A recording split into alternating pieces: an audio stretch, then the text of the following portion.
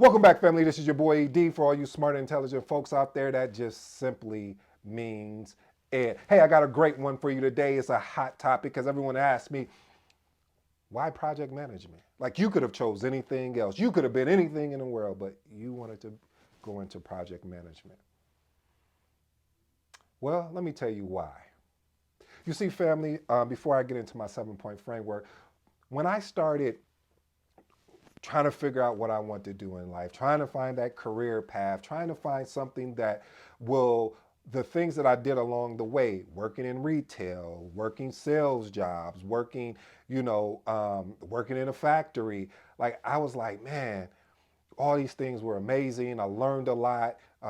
But I need something that, because I learned something about myself, is the fact that I need something that's going to keep me engaged at the same time that it gives me some type of authority to not just be able to manage something, but to be able to lead something because I just started studying leadership at that point and I was super excited about it. And when I found out project management, one of the key principles of project management is leadership. And then I started looking at the communication aspect of things.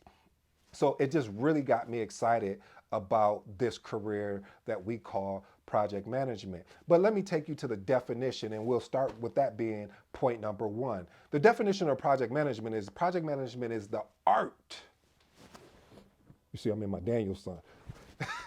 art, art and science of planning, as well as organizing and seeing of the execution of the project to ensure what is it? Defining constraints, time, budget, and resources. Let's move on to point number two.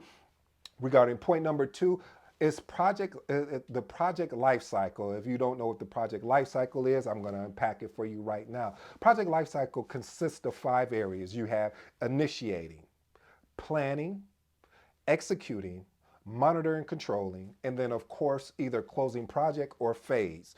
Reason why I said both of those because sometimes people forget about there's certain on projects you can have phased approaches versus like you're closing out the whole entire project. But each phase though, as you're navigating through the project, will present its own unique challenges as and activities to the overall contribution of the project's success. Point number three. Point number three is around the role of the project manager. Who? I said the role of the project manager. See, the project manager plays a crucial role. If anyone is watching and if y'all disagree, leave it in a comment if you don't think the project manager plays a crucial role. Now, and I'm saying that humbly because I remember when I was I was frustrated, family. You know, sometimes you as a project manager, you get frustrated. And it's a frustration because of the expectation that you have. And so when you have expectation, you sometimes will get frustrated because you're like, why are you making this harder than it has to be? But what you have to understand, Mr. and Mrs. Project Manager, you got to know that you are the leader, you're the organizer, you're the communicator, you are the problem solver. And I was like, wow, well, then why am I getting mad and frustrated with them? Because they're supposed to do that. Like, I know a baby is supposed to take time before it can walk, but that doesn't mean that the baby is not going to start to walk because even though it fell down, right? Okay, I digress. Let's move on to point number four. Point number four is the key components. Now, what are the key components? That can include your scope. Now when you look at scope, that let's unpack that real quick and I'll make it fast. Being able to define project boundaries and deliverables. Then you have time.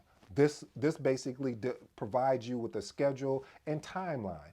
And then cost, as you see, and we're almost just really just going through the triple constraints. And then the cost, being able to manage budget and expenses that come in, as well as the last, well, I have two more, quality and stakeholder. So quality, just ensuring that what we said was going to, the product that we're producing here is going to meet the defined standards that was already outlined. And then stakeholders, making sure all, and I'll say that again, all relevant parties are at the party. Let's move on to point number five. Project management methodologies. Now, there are various methodologies out there in project management. You have Waterfall, you have And then you have frameworks. So you have methodologies and frameworks, and sometimes we can get those confused. But frameworks is a Scrum framework, or Kanban is like a framework. But Waterfall is more like a methodology. And these methodologies really and frameworks really offer you an opportunity for planning, executing, and adapting the actual project requirements. Point number 6. Communication. Yes, communication, and my favorite, communication and collaboration. I said that twice because you know I love communication. But communication and collaboration, I can't speak the volume, how important, no, how imperative it is that you are making sure that the team is collaborating together. You know, it's a challenge a lot of times as a project manager to create that sense of collaboration because everyone wants to go work in their vacuum, which is fine. But if we all came together and worked together on that, and then you went back and start doing that, that's different. But I've seen through my decade of years of project management, people will definitely go and work in a vacuum. So you got to call, you have to knock on the door. Johnny, come on outside and play with the rest of us. That's okay. Your mom said it was okay. Johnny, come on outside. So sometimes, family, you got to pull them out. You got to pull them out of their comfort zone because a lot of times they were used to just doing that. The project manager allowed them to work in their vacuum as long as they were delivering on the thing, and or the widget or the thing, whatever you want to call it. However, that's not effective. That's not a true project. A true project is run with communication and collaboration besides everything else. But if we can't collaborate, we can't build. So I'll digress with that, family, but I hope I made the point. Having the ability to collaborate and being effective in your communication, meaning you're setting clear understandings, the alignment is tight, the coordination amongst project stakeholders, and then watch this. By doing all these things, you're able to create leading to a successful project. Point number 7 of my 7-point framework is continuous improvement. You know, when you look at project management as a whole and you step into this thing that I love, that I'm passionate about, besides personal development, what I've learned that I wish someone would have told me at the beginning of my journey of project management, and that this is a process. So when I first fell in love with project management, I was so excited about the outcome. I was so excited about putting those 3 little letters through my name, PMP, or of getting the CAPM, or getting, my certification, and I was so excited about all these things. But what I found out is through the process, through the learning and the continuous improvement of myself by taking the courses, watching videos that you're watching right now, and really, really, really, really, truly investing in my craft and looking at the value and not looking at the cost of things. And I'm cost, centric, meaning I'm paying attention to the cost, but what the point I'm meaning, cost doesn't always have to be financial.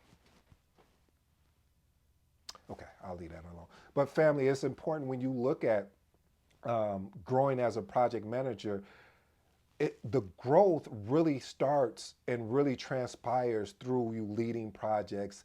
Also, at the same time, watching videos, finding mentorship, making sure that you can literally read books and listen to audible books. Like, all of these things combined together helps you improve as a project manager. So I hope that story helps.